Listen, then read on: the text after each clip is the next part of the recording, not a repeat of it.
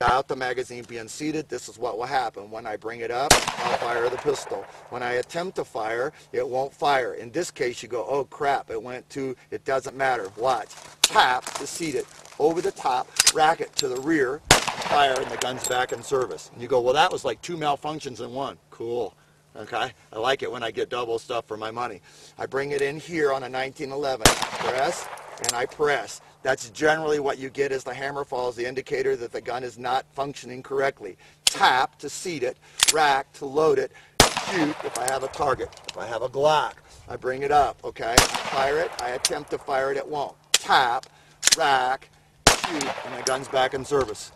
3 guns, same drill, brought them all back up in service. The second one is real simple. What happens here is a failure to extract and eject, okay? And so it stands up on end, okay? And so what we do is we'll have a stovepipe. Some people call it a smokestack. Doesn't really matter what your nomenclature is. What I really want you to do is remember that this would be a firing stoppage. In other words, I take it out of the holster, I shoot it, this happens, or I find the gun on the ground. Maybe my partner dropped the gun, a battlefield pickup. When I pick the gun up, okay, I attempt to fire it. Remember, I'm going to run the first segment of the 2 parts. The first segment was, of course, tap to seat it, rack to load it, and fire it. If I bring it up and it doesn't work, tap, rack, shoot, and the gun's back in service. 1911, it doesn't work. Tap, rack, shoot, the gun's back in service, okay? I bring it up, it doesn't work. Now I'm going to pause here for a moment because sometimes people go, well, you did it so fast, are you actually grabbing the brass? I don't care about the brass. I'm not touching the brass. I'm not attacking the brass. I'm attacking the slide. So I tap to make sure it's seated. Up over the top. Attack the slide. Circle back. Confirm the target and shoot if I have one.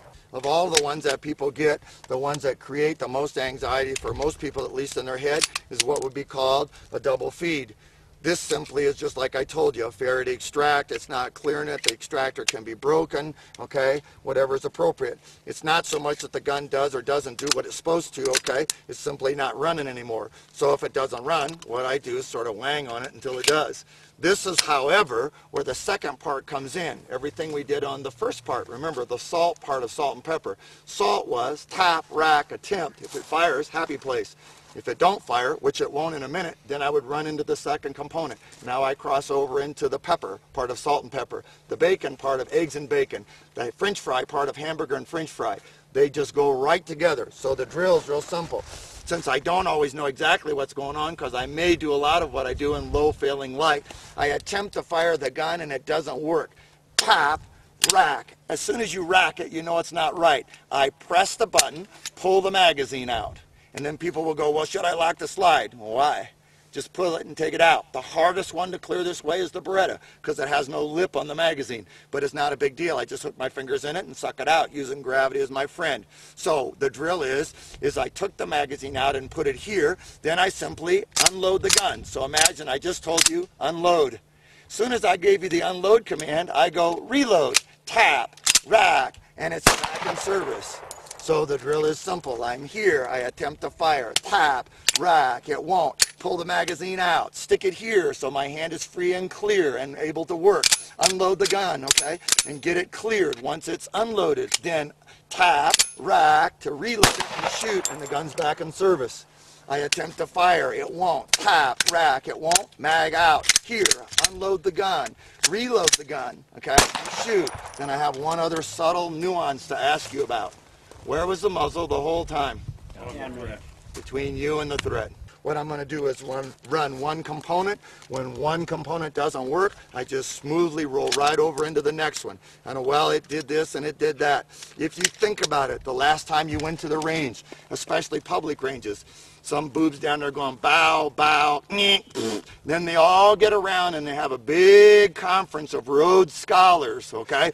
Well, I think, oh, I don't know. I don't care what went wrong. I beat the snot out of it until it works. I come up, I fire, it doesn't fire. Tap, rack, shoot, the gun's back in service. Here, it's not working, okay? This would be a firing stoppage, a battlefield pickup. It's not working. Tap, rack, shoot, the gun's back in service.